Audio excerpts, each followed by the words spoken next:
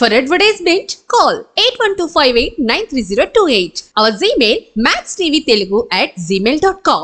Max TV భక్తి ప్రేక్షకులకు నమస్కారం. ఈరోజు మనతో పాటు ఉన్నారు ప్రముఖ ఆధ్యాత్మికవేత్త, అలాగే వాస్తు మరియు జ్యోతిష్య పండితులు, దేవి ఉపాసకులు రవికిరణ్ గురూజీ గారు.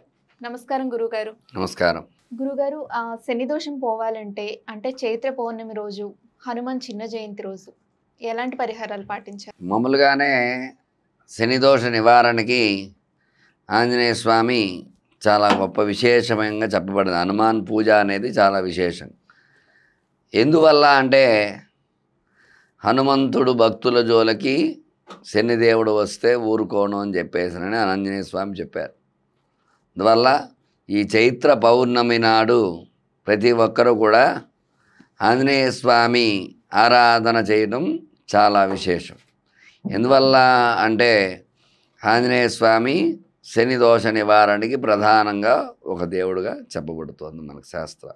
అందువల్ల ఎప్పుడైతే ఈ ఆంజనేయ స్వామి ఆరాధన చేయటం, సుందరకాండ వినటము, సుందరకాండ పారాయణ చేసుకోవటము, ఎందుకంటే సుందరము అంటే అందమైనటువంటిది అని, అంటే ఆంజనేయ స్వామి ఈ మా సీతాన్వేషణ కోసం బయలుదేరి వెళ్తున్న సందర్భంలో అక్కడ లంకలో జరిగిన విశేషాలు, వాటి గురించి ఏ రకంగా అయితే ఉందో దాని విశ్లేషణే సుందరకాండ. అటువంటి సుందరకాండ పారాయణ చేసుకుంటే అందులో విశేషంగా సర్గలు ఉన్నాయి. ఆ సర్గలు ఏ సర్గ చేస్తే ఏ ఫలితం వస్తుంది అనే విషయాలు కూడా మనందరికీ తెలుసుకోవచ్చు. ఆ ఫలితాలను బట్టి ఇప్పుడు వివాహం గురించి వివాహం సర్గలు ఉన్నాయి, సంతానం కోసం సంతానం సర్గలు ఉన్నాయి. అందులో పుత్రకామేష్టి సర్గ ఉంది. ఆ సర్గని 40 రోజులు పారాయణ చేస్తే సంతానం. అట్లాగే వివాహం గురించి వివాహ సర్గ ఉంది. అట్లా వ్యాపారం గురించి వ్యాపారం సర్గ. అట్లా ప్రతి దానికి అనేక రకాల పరిష్కారాలనే ఉంటాయి. ఈ సర్గలను బట్టి ఈ యొక్క సుందరకాండలో ఏ సర్గ చదివితే ఏ ఫలితాలు వస్తాయి అనే విశ్లేషణ అనేది మనకు తెలుస్తుంది. కాబట్టి అటువంటి సుందరకాండ పారాయణ చేసుకోవటం ఒక విశేషం. అది చేయటం ద్వారా శని దోష నివారణ జరుగుతుంది. ఇంకా ఆంజనేయ స్వామికి ఆకు పూజ అంటే చాలా ఇష్టం. ఎందువల్ల ఆకు పూజ ఇష్టమైందంటే సీతామ్మవారు ప్రతినిత్యము కూడా పాపిట్లో సింధూరం ధరిస్తూ ఉండే.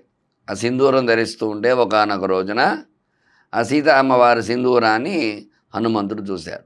అమ్మా, అక్కడ సింధూరం ఎందుకు ధరించావు నుదుటిలో అని అడిగాడు. నా భర్త యోగక్షేమాలు బాగుండాలన్న ఉద్దేశంతో నేను యొక్క సింధూర ధారణ ధరించాను అని అన్నారు. అందుకే పెళ్ళైన ప్రతి స్త్రీ కూడా పాపిటిలో సింధూరం ధరిస్తే సౌభాగ్యం కలుగుతుంది, భర్త యోగక్షేమాలు కలుగుతాయి అని చెప్పబడి. అందువల్ల ప్రతి ఒక్కరు కూడా పాపిటిలో సింధూర తిలకాన్ని ధరించాలి ఖచ్చితంగా. అట్లా సీతామ్మవారు ధరిస్తే ఆ యొక్క సింధూరాన్ని చూసి హనుమంతుడికి ఆలోచన వచ్చింది. ఎటువంటి ఆలోచన వచ్చింది అంటే, ఈ యొక్క అమ్మవారు నా ప్రభువు యొక్క యోగక్షేమం కోసం సింధూరం ధరిస్తోంది, నేను పరమభక్తుడిని, నేను నా స్వామికి నేనేం చేయాలి అని ఆలోచన కలిగి ఆ సింధూరంలో నల్ల నువ్వుల నూనె కలిపి చక్కగా తైలాభ్యంగన అంటే ఒంటికి చక్కగా రాసుకున్నాడు. రాసుకుని పక్కనే నాగవల్లి దళాలు ఉన్నాయి. నాగవల్లి అంటే తమలపాకులు.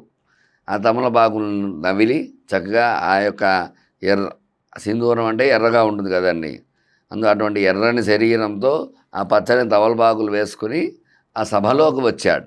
ఎప్పుడైతే సభలోకి వచ్చాడో సభలో ఎవరో వచ్చారు అనేసరికి ఎవరా అని ఆరా తీస్తే తన భక్తుడైన హనుమంతుడే ఈ అవతారంలో వచ్చాడు అన్న విషయం తెలుసుకున్నారు.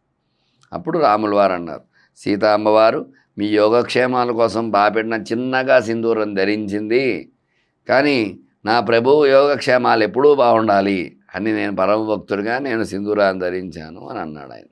ఎప్పుడైతే అలా అన్నారో అప్పుడు రాముల వారు అన్నారు, ఎవరైతే కలియుగంలో సింధూరార్చన నాగవల్లి దళార్చన చేస్తారో వాళ్ళకి ఆయురారోగ్యేశ్వర్యాలు కలుగుతాయని రామచంద్రమూర్తి చెప్పాడు. అప్పటి నుంచి కూడా సింధూరార్చన అంటే స్వామికి చాలా ఇష్టం, నాగవల్లి దళార్చన అంటే చాలా ఇష్టం.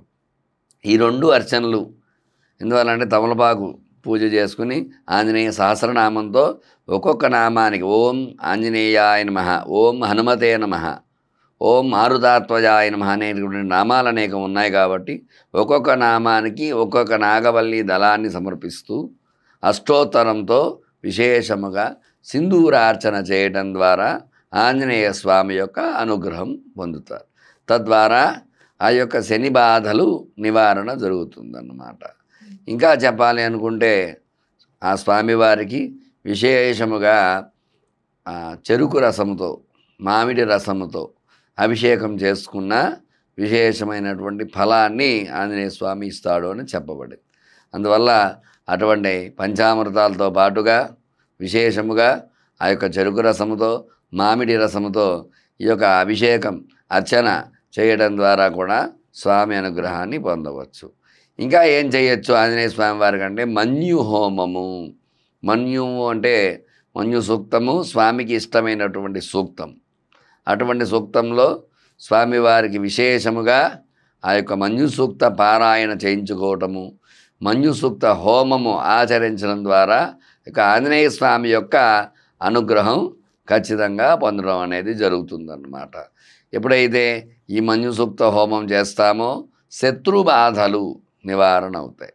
ఏ మానవులకైనా సరే శత్రు బాధలతో ఇబ్బంది పడుతూ ఉంటారు. అంటే పక్కనే ఉండి ఇబ్బందులు కలుగు చేస్తూ ఉంటారు. వాళ్ళ శత్రువులు అంటే గోప్యంగా ఉండేవారు. దూరంగా ఉండే శత్రువులు వేరు, పక్కనే ఉండి శత్రుత్వం చేసేవారు చాలా పైకి నవ్వుతూనే ఉంటారు. కానీ లోపల మనసులో తెలియనటువంటి ఏదో కుళ్ళు కుతంత్రాలు పెట్టుకుంటారు. అది చాలా ఘోరమైనటువంటి శత్రుత్వం. అటువంటి శత్రుత్వం బాధలు అవేవున్నా సరే ఈ మంజు సూక్త పారాయణ 40 రోజులు చేసుకోవడం ద్వారా 11 సార్లు హోమం చేయడం ద్వారా ఖచ్చితంగా ఆ శత్రు బాధల నుంచి విముక్తి చెందడం జరుగుతుంది. అట్లాగే భూత ప్రేత పిశాచ బాధలు ఏ ఉన్నా సరే మన్యుపాశుపత హోమము అని ఉంది. అటువంటి ఈ మన్యుపాశుపత హోమము చేయడం ద్వారా ఎటువంటి ఇబ్బందులు ఉన్నా ఆ ఇబ్బందుల నుంచి ఖచ్చితంగా బయటపడడానికి ఆస్కారం అనేది ఉంటుంది. ఎటువంటి బాధలు ఉన్నా, ఎటువంటి గ్రహ దోషాలు ఉన్నా ఈ శని బాధ నుంచి విముక్తి చెందాలన్నా ఖచ్చితంగా ఈ యొక్క ఆంజనేయ స్వామి ఉపాసన చేయటం చాలా విశేషంగా చెప్పడం జరిగింది. అందువల్ల ఆంజనేయ స్వామికి అర్చన, పూజ, అభిషేకం, హోమం ఇత్యాది కర్మలు ఆచరించడం ద్వారా ఆ ఆంజనేయ స్వామి అనుగ్రహంతో శని బాధలు దరిచేరకుండా ఆయురారోగ్య ఐశ్వర్యాలతో ఉంటారని తెలియజేయడం జరుగుతుంది. ధన్యవాదాలు గురుగారు. ధన్యవాదాలు.